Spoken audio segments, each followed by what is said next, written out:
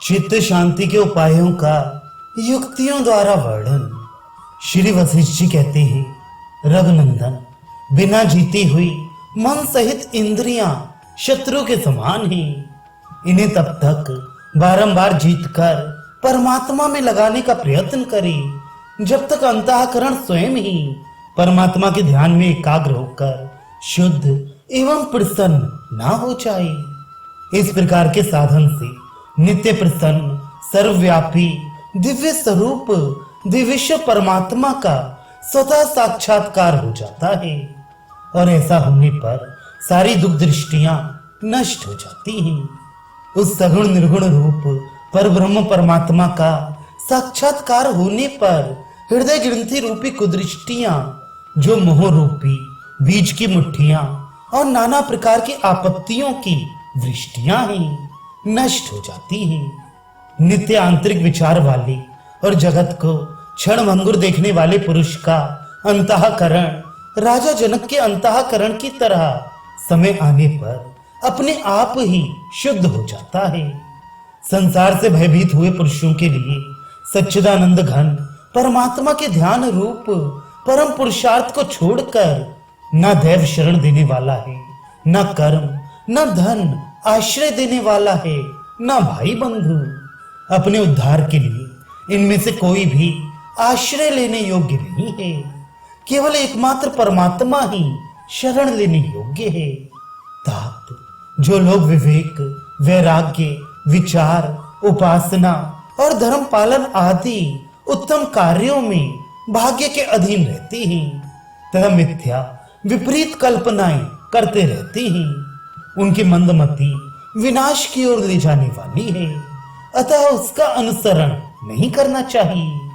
उत्तम विवेक का आश्रय ले अपनी आत्मा का अपने ही द्वारा अनुभव करके परम वैराग्य से पुष्ट हुई पवित्र एवं सूक्ष्म बुद्धि रूप नौका द्वारा संसार सागर को पार करे। श्री राम, यह मैंने तुमसे आकाश से गिरने वाले फल के समान शीघ्रता पूर्वक होने वाली ज्ञान प्राप्ति का वर्णन किया है। यह ज्ञान अज्ञान रूपी वृक्ष को काट डालने वाला तथा निरतिशय सुख प्रदान करने वाला है। मन के अनुकूल और मन के प्रतिकूल वस्तु की आशंका रूपणी चंचल वानरियां जिस चित्त रूपी वृक्ष पर कूद फांद लगाए रहती हैं, उसमें सौम्यता शांति कहां से आ सकती है। निष्कामता, निर्भयता, स्थिरता, समता, ज्ञान, निरीहता, निष्क्रियता, सौम्यता, निर्विकल्पता, धैर्य, मैत्री, मननशीलता, संतोष, मृदुता और मधुर भाष्यता ये गुण है और उपादेय से रहित ज्ञानी पुरुष में बिना किसी वासना के रहते हैं। जैसे बहते हुए जल को बांध से रोका जाता है, उसी प्रकार निकृष्ट विषयों की ओर दौड़ते हुए मन को विवेक वैराग्य के बल से विषयों की ओर से लौटाए, अर्थात चित्त की बहिर्मुख वृत्ति को विवेक वैराग्य द्वारा अंतर्मुखी करे। श्री राम, मोह संसार को भूलकर फिर प्रस्फुटित नहीं होता और संसार चित्त को भुलाकर फिर अंकुरित नहीं होता।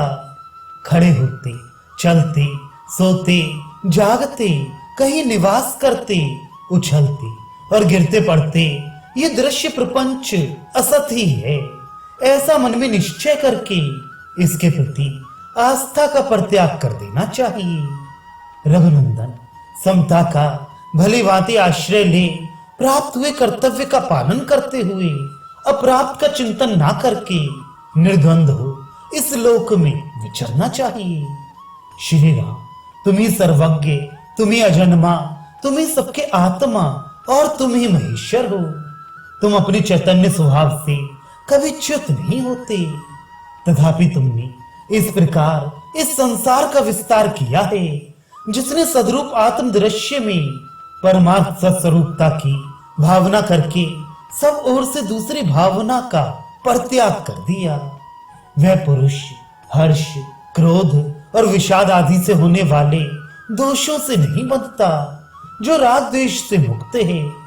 मिट्टी के ढेले, पत्थर और स्वर्ण को समान समझता है तथा संसार की सारी वासनाओं का त्याग कर चुका है, ऐसा योगी युक्त कहलाता है। वे जो कुछ करता, खाता, देता और नष्ट करता है, उन सब क्रियाओं में उसकी अहम भावना नहीं होती तथा वह सुख दुख में भी समान भाव रखता है। जो इष्ट और अनिष्ट की भावना का त्याग करके प्राप्त हुए कार्य को कर्तव्य समझकर ही उसमें प्रवृत्त होता है, उसका कहीं भी पतन नहीं होता। महामते, यह जगत चैतन्य मात्र ही है। इस प्रकार के निश्चय वाला मन जब भोगों का चिंतन त्याग देता है, तब वह शांति को प्राप्त हो जाता है। वास्तव में तो न मन है, न बुद्धि है और न ये शरीर ही है, केवल एकमात्र आत्मा ही सदा विद्यमान है। आत्मा ही ये संपूर्ण जगत है और आत्मा ही कालक्रम है। वह विशुद्ध आत्मा आकाश से भी सूक्ष्म होने के कारण प्रतीत न होने पर भी ध्रुव सत्य है।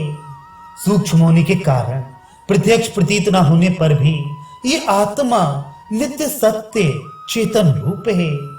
अतः सब प्रकार के लक्षणों से अतीत शुद्ध आत्मा केवल अपने अनुभव से ही जाना जाता है।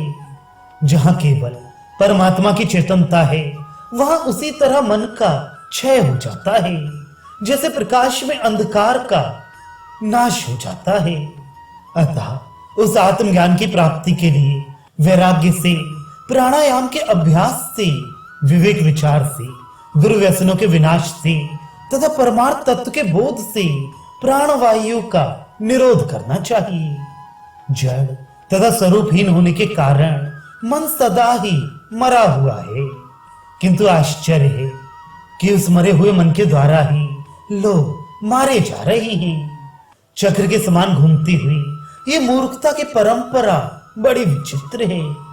अहो, महामायावी मयासुर का भी निर्माण करने वाली ये माया अत्यंत अद्भुत है, जिसके कारण अत्यंत चंचल चित्त के द्वारा भी ये लोक अभिभूत हो रहा है।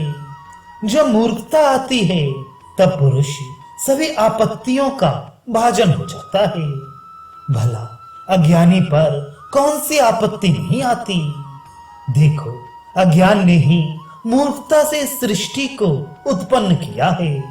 हाय, बड़े क्लेश की बात है कि ये सृष्टि दुर्बुद्धि के कारण मूर्खता के वश में पड़ी हुई उसके द्वारा पीड़ित हो रही है। तथापि ये जीव असत का अनुवर्तन करके उत्तरोत्तर दुख उठाने के लिए ही इस सृष्टि को उपलब्ध करता है। मैं समझता हूँ ये मूर्खतामयी सृष्टि अत्यंत सुकुमार अविचार मात्र से सिद्ध है। अतएव एकमात्र विचार से ही इसका बाध किया जा सकता है। श्री राम इस मूर्ख लोकमयी सृष्टि के रूप में असत रूप मन ही प्रकट हुआ है, अर्थात यह मन का ही विकार है। जो पुरुष उस मन को वश में नहीं कर सकता, वह अध्यात्म शास्त्र के उपदेश का पात्र नहीं है। उस पुरुष की बुद्धि चारों ओर से विषयों में ही आरूढ़ है और उतने से ही वह अपने को परिपूर्ण मानती है, इसलिए परमात्मा की ओर अभिमुख नहीं होती, सूक्ष्म वस्तु के विचार में भी समर्थ नहीं हो पाती। इसलिए उसमें आध्यात्मिक शास्त्र का उपदेश पाने की योग्यता नहीं होती।